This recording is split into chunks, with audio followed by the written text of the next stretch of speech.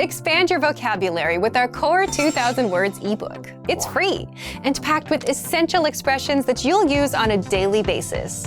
Start building your vocabulary today. Click the link in the description below to download your free Polish ebook before it's gone. In this video, you will learn 20 of the most common words and phrases in Polish. Hi everyone, my name is Łukasz. Welcome to the 800 Core Polish Words and Phrases video series. This series will teach you the 800 most common words and phrases in Polish. But there is a twist. With each new lesson in the series, you include the previous lesson at the end. So after you learn the new words and phrases, stick around and review what you learned in previous lessons. Reviewing is one of the most important parts of learning a language. You can also get the full list right now at polishpod101.com. Click the link in the description to access more example sentences, create your own flashcard deck, and finally master Polish. Okay, let's get started. First is cześć. Hello. Cześć. Cześć. Hello. Cześć, mam na imię Anna. Hello, my name is Anna. Cześć, mam na imię Anna. Przepraszam. Excuse me. Przepraszam. Przepraszam.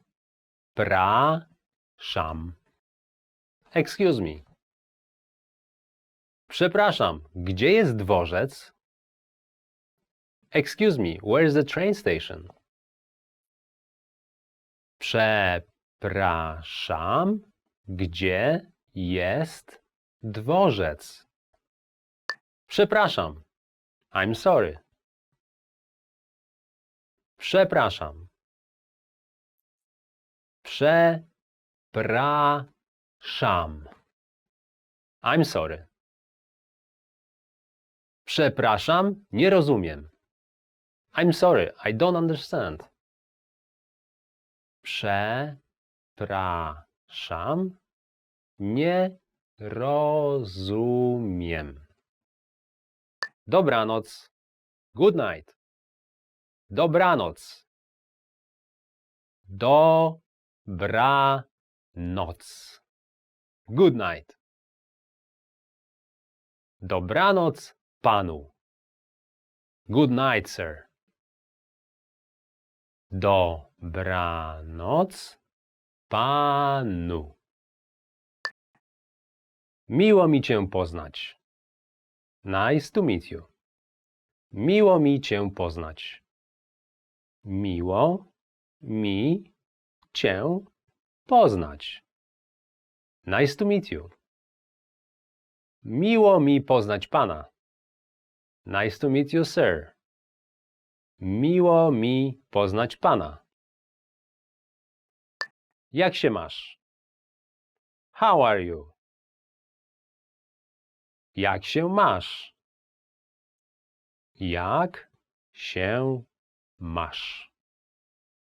How are you? Cześć, jak się masz? Hi, how are you? Cześć, jak się masz? Tak. Yes. Tak. Tak. Yes. Tak, mam Motorolę. Yes, I have Motorola. Tak, mam Motorolę. Nie. No. Nie. Nie. No. Nie, dziękuję. No, thank you. Nie, dziękuję. Dziękuję. Thank you. Dziękuję. Dziękuję. Thank you. Dziękuję, ale ja tego nie zamawiałem. Thank you, but I didn't order this. Dziękuję, ale ja tego nie zamawiałem. Jestem. I am. Jestem. Jestem. I am. Jestem Tomek. I am Tomek. Jestem Tomek. Do widzenia. Goodbye. Do widzenia. Goodbye. Do widzenia pani. Goodbye, ma'am. Do widzenia pani. Zły. Bad. Zły. Zły. Bad. On jest złym chłopakiem. He is a bad boy. On jest złym chłopakiem. Dobry. Good. Dobry. Dobry. Good. Mój nauczyciel jest dobrym człowiekiem. My teacher is a good person. Mój nauczyciel jest dobrym człowiekiem. Ładny. Pretty. Ładny. Ładny. Pretty. Ona jest bardzo ładna. She is very pretty. Ona jest bardzo ładna. Brzydki. Ugly. Brzydki. Brzydki. Ugly. To jest bardzo brzydki pies. That is a very ugly dog. To jest bardzo brzydki pies. Łatwy. Easy. Łatwy. Łatwy. Easy. Ich nowy produkt jest naprawdę elegancki i łatwy w użyciu. Their new product is really elegant and easy to use. Ich nowy produkt jest naprawdę elegancki i łatwy w użyciu. Trudny. Difficult. Trudny. Trudny. Difficult. Angielski jest trudny. English is difficult. Angielski jest trudny. Blisko. Near. Blisko. Blisko. Near. Mieszkam blisko uniwersytetu. I live near the university. Mieszkam blisko uniwersytetu. Daleko. Far. Daleko. Daleko. Far. Stacja jest daleko stąd. The station is far from here. Stacja jest daleko stąd. Mały. Small. Mały. Mały. Small. Bardzo mały. Very small. Bardzo mały. Well done! In this lesson you expanded your vocabulary to learn 20 new useful words. Click the link in the description and sign up for free at polishpod101.com to get access to the full list of vocabulary you need for daily life conversations. You will also get example sentence, custom flashcard decks and more learning resources. See you next time. Do widzenia. Top 10 most common tourist vocabulary. So are you ready? So our first word is bilet. It means ticket. So once again, bilet means a ticket. And for example, you can say poproszę bilet normalny. Poproszę bilet normalny. Normal ticket, please. So actually, normal ticket here is a literal translation. We say in Poland bilet normalny for an adult ticket. So as opposed to the one for children, which we will say ulgowy. Ulgowy. Ulgowy means that there is some kind of ulga. So it means that there is some percent off the price. So you pay less. And bilet normalny is we just say normal ticket, but it means adult ticket, like the very basic ticket, as opposed to the one for kids. Or to the one for elders, which they usually have a cheaper ticket as well. And depending on the city you go in Poland, sometimes you will buy just one ticket for the bus and you can go as many stops as you want. Like this is how it works in Warsaw.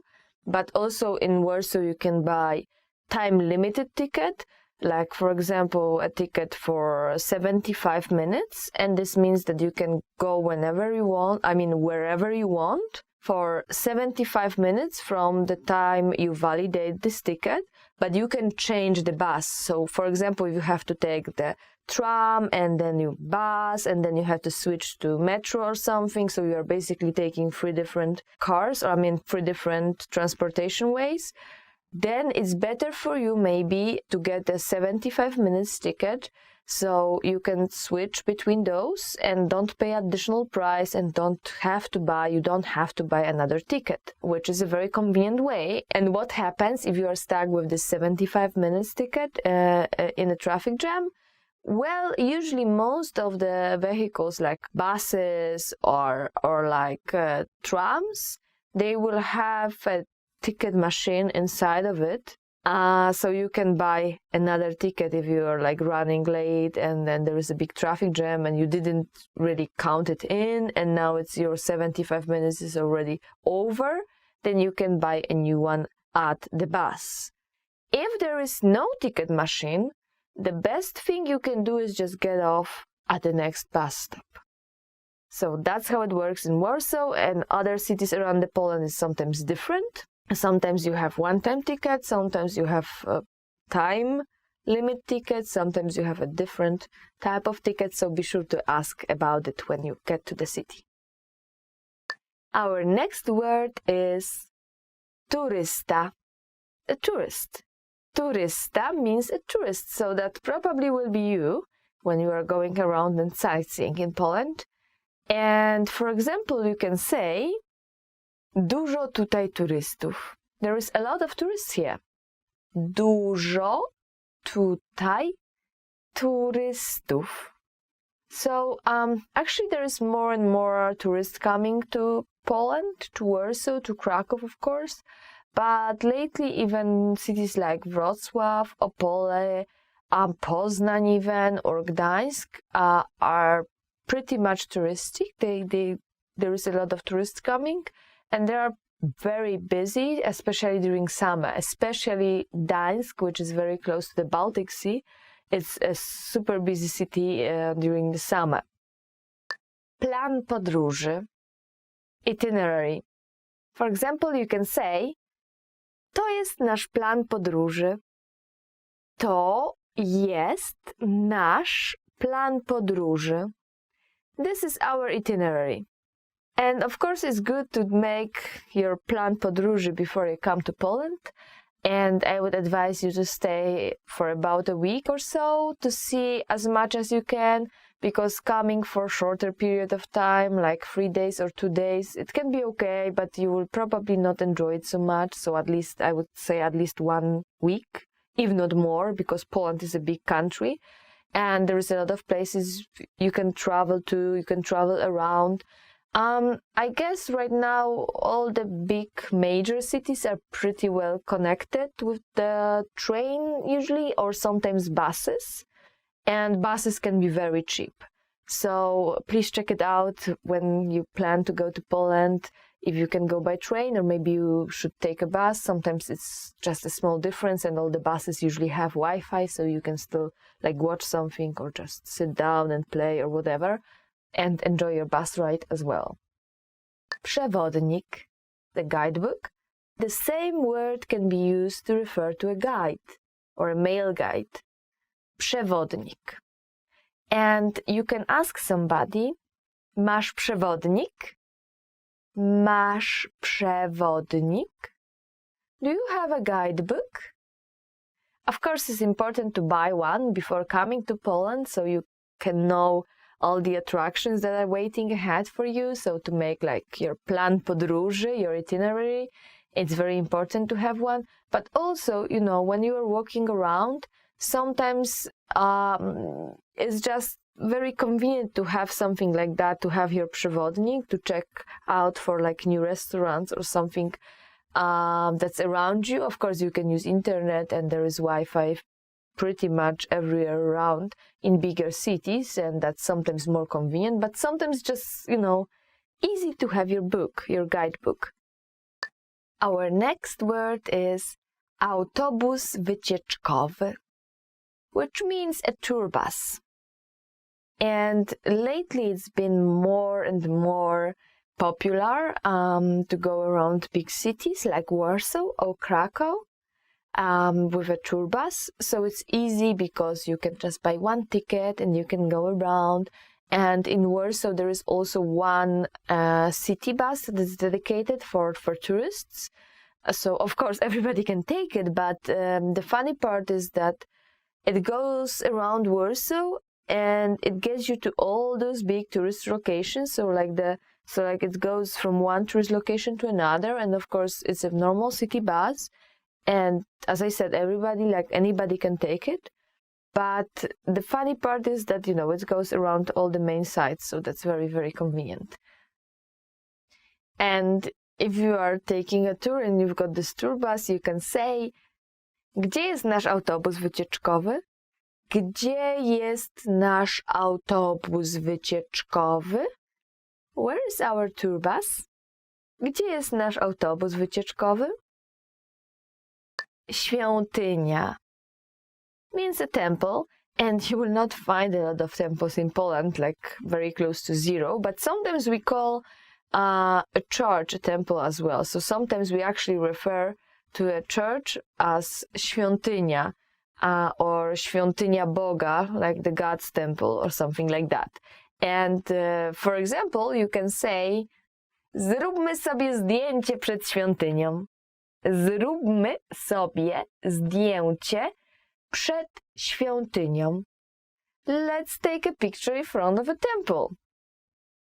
Another one, meczet, mosque. There are some places where we still have some. In my hometown, we used to have one, We don't have it anymore, but everybody knows where it used to be, so everybody refers to that place, well, you know, this place where a mechet was, where a mosque was. And in a sentence you can use this word like this. Ten mechet jest bardzo stary. Ten mechet jest bardzo stary. This mosque is very old. The next word is super important in Poland, and it's kościół, church.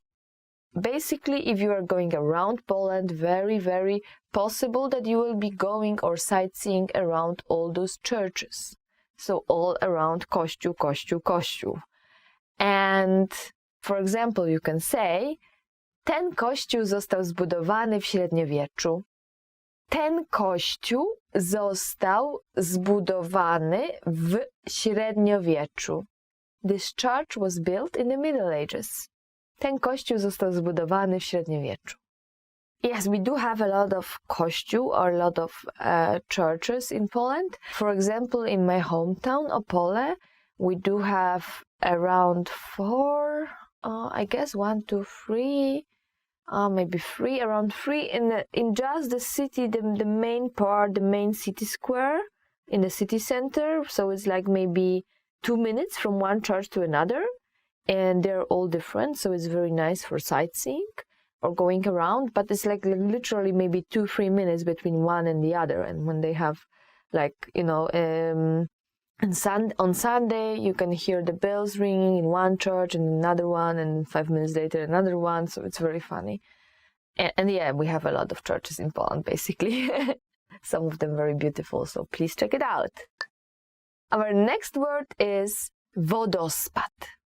Wodospad means waterfall, and it's basically the word itself is built like in English, so water is falling, and in Poland is wodospad. Spad, like go down, from spadać, and wodo from woda, from water, so the water is falling, wodospad. And for example, you can say, podobno tam jest duży wodospad. Podobno tam jest duży wodospad. There is supposed to be a big waterfall out there. Podobno tam jest duży wodospad. Well, we don't really have a lot of waterfalls in Poland. I guess if you go to the mountains, you will see like a small river and something like a waterfall, which can look beautiful. But I guess we have more lakes, maybe, which are even more beautiful. So please be sure to check out Polish nature, because it's amazing. Our next word is a lot of fun, and it's wycieczka. Wycieczka means a tour, and if you find a nice wycieczka in an offer, maybe you can say, pojedziemy na tę wycieczkę. Pojedziemy na tę wycieczkę. Are we going for this tour? And of course you can like go by yourself and go around and do sightseeing by yourself, but it's also very nice to get a tour, a guided tour, especially if you go around Krakow, like you go to Auschwitz or you go to Wieliczka. And I think it's very important to get guided tour there, because first of all, it's very difficult to get there, and second of all, it's nice to go there with somebody who can tell you a little bit more about the place than just see the place. Top 10 phrases tourists should never use. So here we go. To jest obrzydliwe. That's disgusting. To jest obrzydliwe. To jest obrzydliwe. To jest obrzydliwe means it's disgusting. And I guess you would never like anybody to say that about your, for example, traditional food. So I never met anybody who would say something like that about Polish food or Polish traditions, or at least not into my face, but I will feel very bad if somebody did. I guess there's a lot of different countries where you can go and with a lot of food that looks disgusting, but still you shouldn't say that, because those people are eating that and it's like for them it's for something traditional or something like they eat every day. And I bet you wouldn't like to hear it either. So please don't do it. Don't do it in Poland or in any other country. Mój kraj jest lepszy. My country is better. Mój kraj jest lepszy. Mój kraj jest lepszy. Which means my country is better. Obviously, a big no-no. Please avoid it. Avoid it in Poland, avoid it in any other country. Me as a Polish person, I wouldn't like to hear that, and especially from people from neighboring countries, because we tend to, try to get better and better and better, and we tend to try to get better than other countries around us, and of course everybody else is doing the same thing, but you never ever verbalize that, don't say it. Wolałabym wrócić do domu. I would rather be back home. Wolałabym wrócić do domu. Wolałabym wrócić do domu. So if you are a girl, you will actually say that. If you are a guy, you may try saying wolałbym wrócić do domu. So wolałabym, wolałbym. But what does it mean? Well, it means that I would rather be back home. And yeah, imagine hearing that in your country. Like, you will feel just sad when people say that. This means that they really don't like it here. And that's something that's a very rude thing to say, and you may hurt a lot of people around you. So please don't do it ever. Big no. Zamknij się. Shut up. Okay, so the next one is not only for tourists, but in general, we shouldn't say that phrase. And it's zamknij się. Zamknij się. Which literally it means close yourself, but basically we use it as a shut up. Zamknij się. And obviously that's not a nice thing to say, not even to your friends, and it's very rude, and even your best friends with whom you are very close, and maybe it's okay to say in English, but in Polish, no. People will just get angry at you. So please try to avoid this one, but know what it means, because you may hear it from somebody else, and that's the point where you should be angry at this person. Nie interesuje mnie twoja kultura. I'm not very interested in your culture. Another big no-no when you're in a foreign country is nie interesuje mnie twoja kultura. Nie interesuje mnie twoja kultura, which basically means I'm not interested in your culture. And that's the point when you're asking yourself why you're even here. If you are not interested in it, and why don't you just get back home? And basically you feel offended, you feel maybe attacked, because your culture or whatever you're living in, like your everyday life, your everyday culture, small things you do every day, it's obviously very important to all the people around you. And if somebody says, well, I have no interest in that, like do whatever or be whatever, that's the point where you can really hurt people. So please don't do it. Nie lubię poznawać nowych ludzi. I don't like meeting new people. Another one is not so much for a tourist as for a person just meeting new people. Well, I guess if you are a tourist, you will meet a lot of new people, and that's the point where you shouldn't use this phrase. Nie lubię poznawać nowych ludzi. Nie lubię poznawać nowych ludzi. Which basically means I don't like meeting new people. And if you are telling it to a person you've just met, well, that's a big faux pas you shouldn't make. So please try to avoid it. Zjedzmy w McDonaldzie. Let's just eat at McDonald's. Another one that is a big no-no is zjedzmy w McDonaldzie. Zjedzmy w McDonaldzie. Which means let's just eat at McDonald's. And yes, of course, if you are going to another country, people would like you to try their own food, and the same is in Poland, and the same goes anywhere you go. So like, for example, one of my Polish friends, he came to Japan, and Japan, amazing food, and he was eating McDonald's every day and spending much more money than he should on it, because it's actually pretty expensive. And he never ever tried like this good Japanese food. So I guess all the people he knew from Japan, they felt a little bit offended, and it would be the same for me from Poland. So if you come to Poland and you are like, I will not try Polish food, like let's just go to McDonald's, let's just eat at McDonald's, like why are you even here? Why don't you want to like get to know new culture, right? So please try to avoid this. Nudy, boring. Nudy. Nudy or nudy means boring. And that's something you don't want to say, not even like as a tourist, but as a friend, or if you go to Polish home, or Polish house, or whenever you talk to Polish people, you are sitting around anybody who can understand Polish, and you say like, oh, it's so boring, nudy. No, that's something you don't want to do, ever. And that's goes the same in any other language, I guess, and not even if you're a tourist, but if you're like in your own country and just speaking with somebody who speaks Polish, please don't do this. Not good. To smakuje okropnie.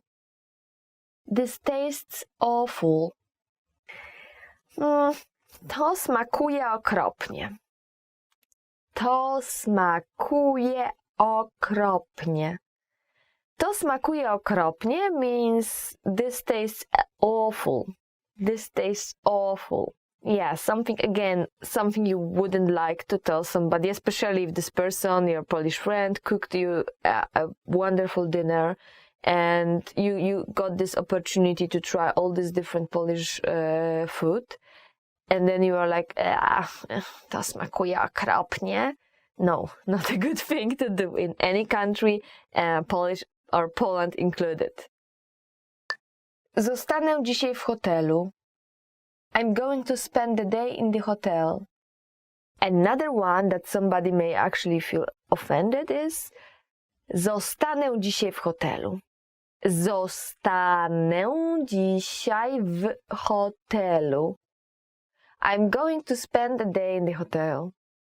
So yes, obviously, zostanę dzisiaj w hotelu is something you wouldn't like to hear if you are like, if your friend comes to your country and you want to show them like everything, and you prepared everything, and you've got this whole one-day schedule, sightseeing schedule, and they say, nah, today I'll just stay at the hotel, zostanę dzisiaj w hotelu, and I would just eat at McDonald's, I would just, zjem w McDonaldzie, I will eat at McDonald's.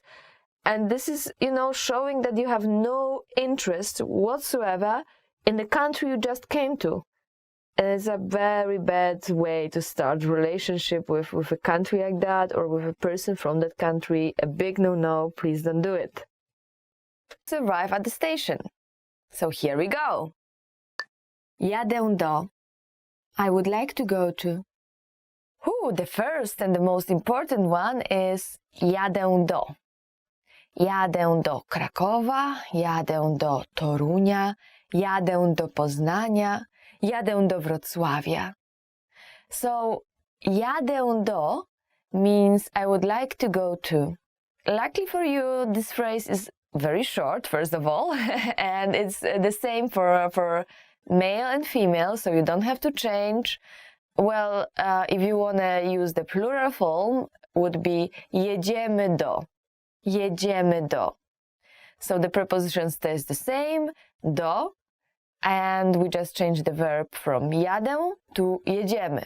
And you can say, for example, jedziemy do Gdańska, jedziemy do Krakowa, jedziemy do Torunia, jedziemy do Poznania. So you may have noticed already that the name of the city changes.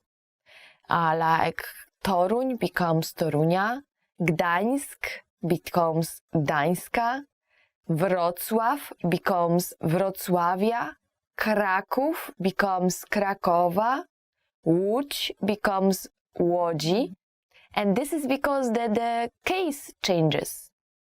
So we change the case to genitive case. That's the second one, second case.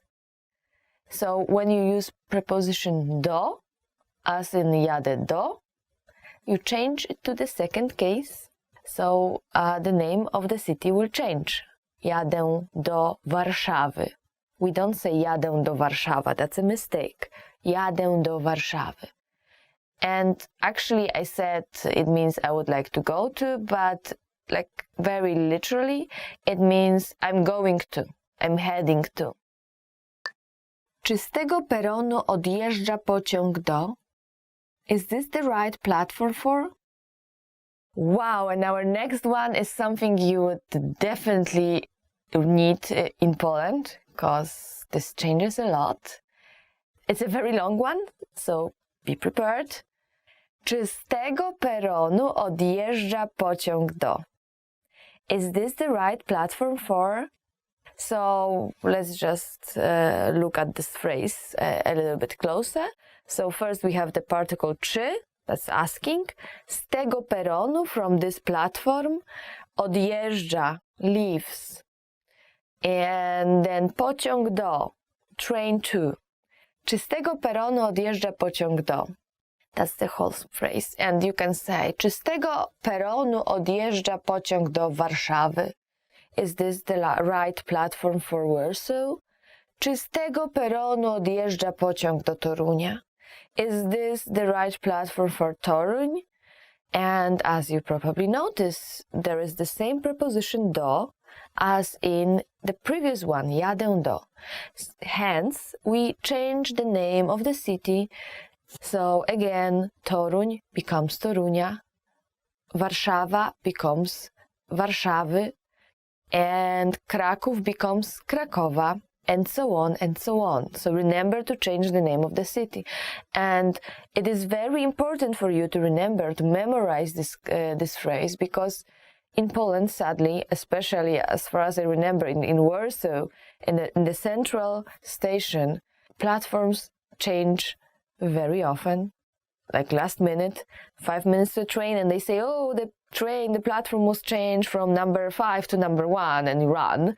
And it really happens very often, and it's very hectic, and it's like, yeah, so not to panic, that's the first rule, and then run, that's the second rule, and ask, that's the third rule. So don't, even if you go to the platform, the right platform, don't just rest reassured that it's okay and I'm just waiting and just relax. I mean, it's okay to relax, but always check if this is the right platform again and again, because it really changes a lot. O której jest ostatni pociąg? What time is the last train? Our next phrase is o której jest ostatnie metro, which is actually a sentence, and it means what time is the last metro? O której jest ostatnie metro? So, if you're in Warsaw, it's very common to travel with metro, even though we have only actually 2 lines, but it's going through the whole Warsaw. It is really, really, really convenient. And one thing to remember about Warsaw, well, buses are basically 24/7. Only that, at night you have to pay like small additional charge for the ticket. And the other thing about buses is that, well, it's very convenient because all the buses are going to the city center at night, and all the buses are going out from the city center. So basically, if you're really drunk and you were at a party and you want to get home, just take any bus, and sooner or later you end up in the city center, and then you can take the correct bus or the right bus that's going to your house. Nevertheless, it takes time, and metro is more convenient. During the weekdays, it's still running pretty late and then starting pretty fast. But during the weekends, it's running 24/7. So it's really, really convenient. Just find the bus stop and get to the bus, and go to the city center, get to the correct bus. And that's it. And you can go back home anytime you want, without paying for taxi. Gdzie mam się przesiąść w pociąg do? Where do I change for? Okay, the next very important phrase is gdzie mam się przesiąść w pociąg do? Gdzie mam się przesiąść w pociąg do? Where do I change for? Actually, where do I change for a train to? That would be maybe more correct translation. For example, you can say gdzie mam się przesiąść w pociąg do Wrocławia? Where do I change for the train to Wrocław? Gdzie mam się przesiąść w pociąg do Krakowa? Where do I change to a train to Kraków or for a train to Kraków? And as you may already remember, and if not, then please try to memorize that. After the preposition do, we use the second case, the genitive case. So we change the name of the city again, Kraków, Krakowa, Warszawa, Warszawy, Wrocław, Wrocławia, and so on and so on. Opole, my hometown, to Opola. Gdzie jest stacja kolejowa? Where's the train station? Even if you know all those phrases, you will never ever get to the right place if you don't know this one. Gdzie jest stacja kolejowa? Gdzie jest stacja kolejowa? Where is the train station? So you may already know that gdzie means where, and stacja kolejowa is just train station. Usually the main train station will be somewhere around the city center, but for bigger cities they will have few train stations like around the city, even though within the city you don't really travel by train. You travel by trams, you travel by buses, well, in Warsaw there is metro as well, but you don't really travel by train within the city. But you will still even like maybe medium or big cities, you will have few train stations located around the city, with the main train station usually in the city center, or I think 99.9% of examples it will be so. Gdzie mogę nabyć bilet? Where can I buy a ticket? Our next phrase, or actually a sentence, is gdzie mogę nabyć bilet? Gdzie mogę nabyć bilet? Where can I buy a ticket? And, well, you probably remember gdzie is where, and bilet is a ticket. The word nabyć is actually maybe a little bit difficult. Nabyć means just to buy. And of course you can use gdzie mogę kupić bilet. You probably know already kupić. Kupić means to buy, but nabyć is a more fancy way of saying to buy something. And we use it very often as well. So, gdzie mogę kupić bilet? It's perfectly fine. Gdzie mogę nabyć bilet? Is level up if you want to learn another word for kupić. Nabyć. Ile kosztuje bilet do? How much is it to? Okay, and the next very important one is ile kosztuje bilet do? How much is a ticket to? Ile kosztuje bilet do? How much is it to? Or actually literally, how much is a ticket to? And as I already said, within the city, I don't think there will be big difference. I mean, like the ticket will be within the city, so that's okay. So there will be one ticket, but if you are going, for example, from Warsaw to Kraków, or from Kraków to Wrocław, or anywhere else within Poland, then of course this is very useful phrase to learn. And the same preposition do, so remember we use second case, genitive case, for cities. So we can say, for example, ile kosztuje bilet do Krakowa? So Kraków changes to Krakowa. Ile kosztuje bilet do Krakowa? How much is the ticket to Krakow? Ile kosztuje bilet do Warszawy? How much is the ticket to Warsaw? Ile kosztuje bilet do Gdańska? How much is the ticket to Gdańsk? And so on, and so on, and so on. Gdzie jest przystanek autobusowy? Where's the bus stop? Yeah, and to take the bus, you really need to know how to ask where the bus stop is. And in Polish we say, gdzie jest przystanek autobusowy? Gdzie jest przystanek autobusowy? Where's the bus stop? So przystanek is a stop and autobusowy means bus, so bus stop. And for big cities like Warsaw, there is plenty of bus stops everywhere around. So basically you just walk around and you will find one sooner or later. In smaller cities like my hometown Opole, there's not so many. I basically always opt for walking around and then taking a bus. So so it's very important to know how to ask where one is. Gdzie jest przystanek autobusowy? O której będzie następny autobus? What time is the next bus? Now, once you get to this przystanek autobusowy or the bus stop, you may want to ask, o której będzie następny autobus? O której będzie następny autobus? What time is the next bus? And I mean, like, you can always check it, right? But sometimes the timetables are very confusing, and then you have weekdays and weekends and bus numbers and so on. And some buses will not go this way or this way, and maybe, like, sometimes, you've got different times for the same bus, and depending on which color it is, this bus will go this route or this route. And then you may end up missing your own bus stop, which, by the way, another thing to remember, in some cities like Warsaw, some bus stops are on demand, so if you don't press the button, it will not stop.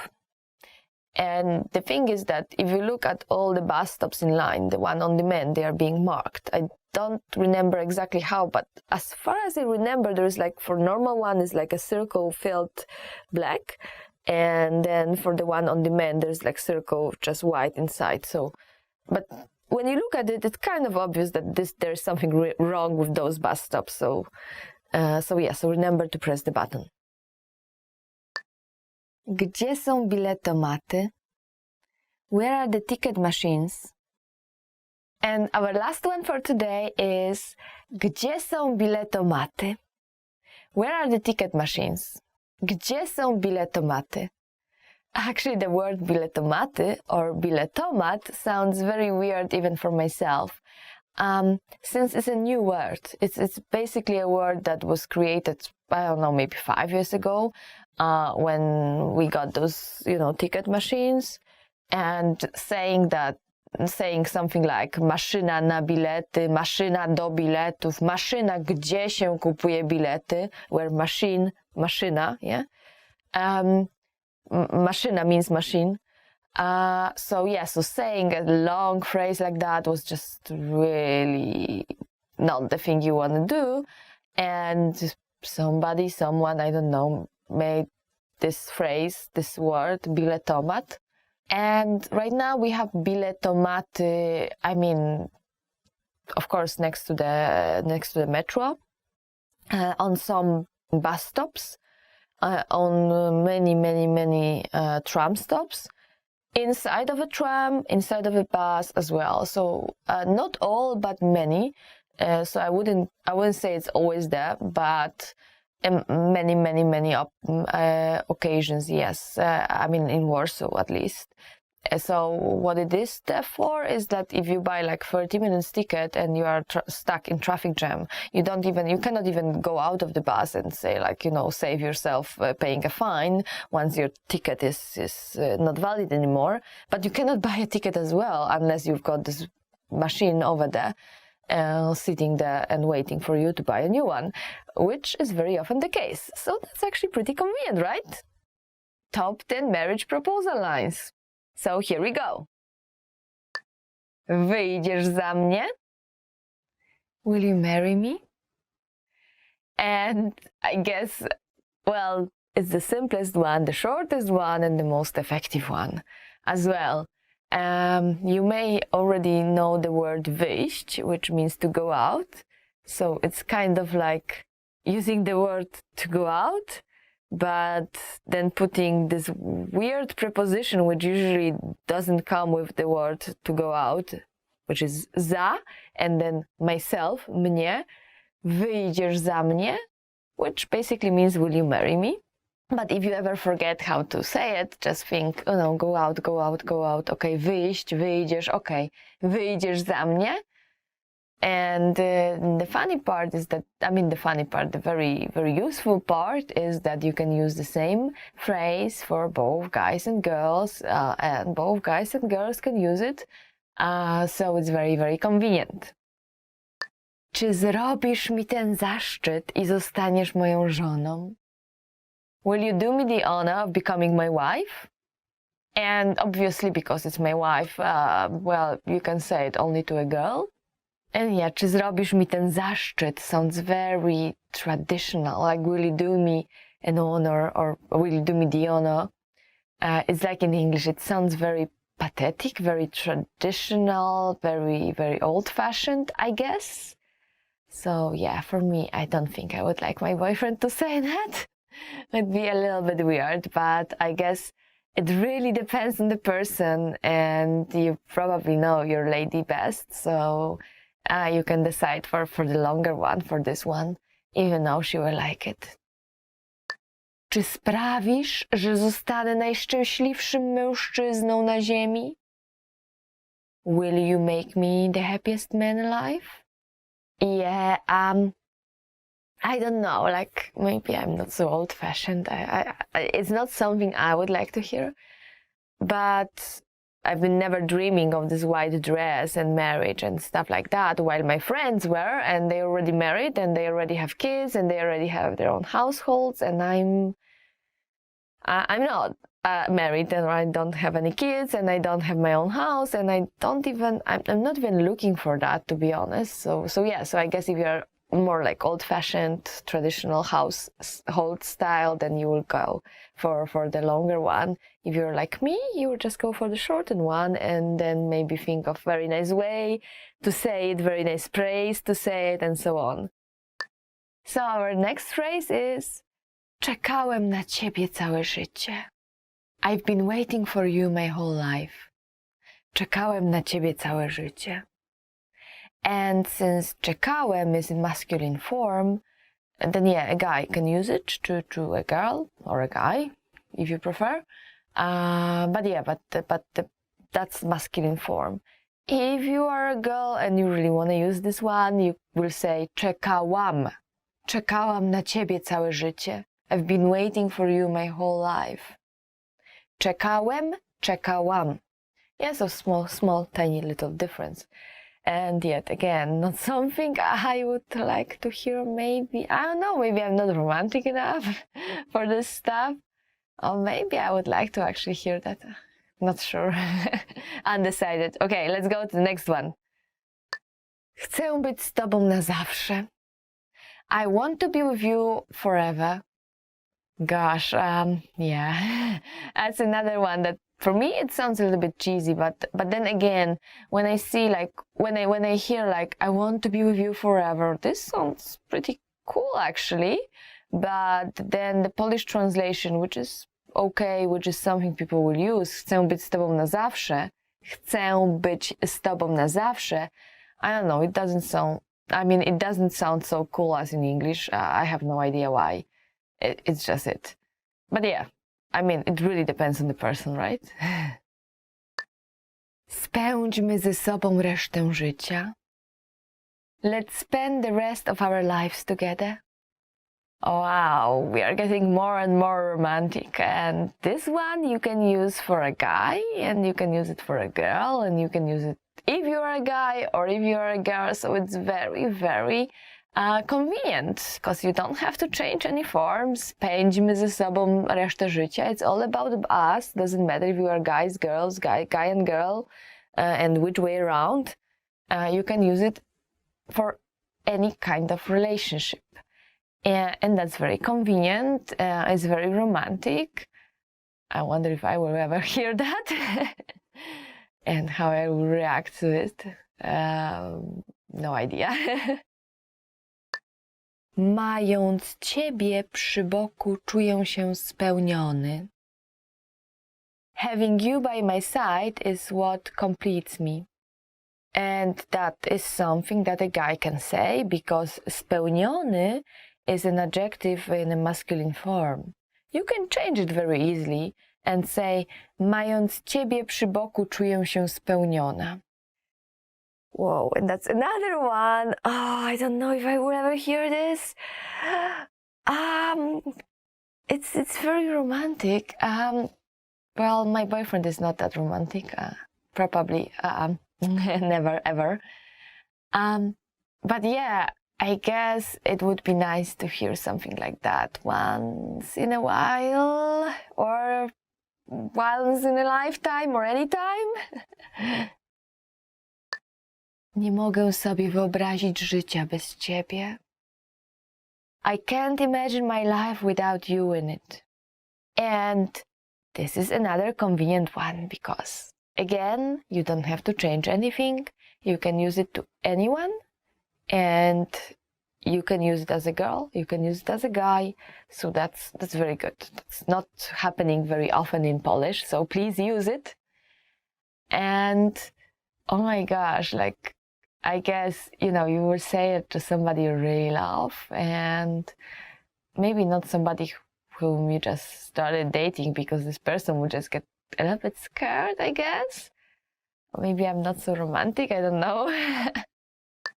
Chciałbym dać ci wszystko, ale mam nadzieję, że ten pierścionek wystarczy.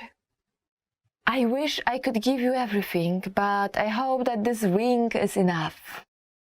And now you hit the level of being romantic, like this is like pretty much Superman of being romantic. And romantic phrases, and if your lady really likes that, that's something you can use.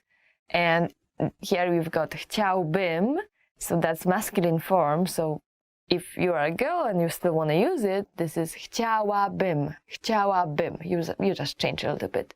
Chciałbym, chciałabym. And that's all, and you're ready to go.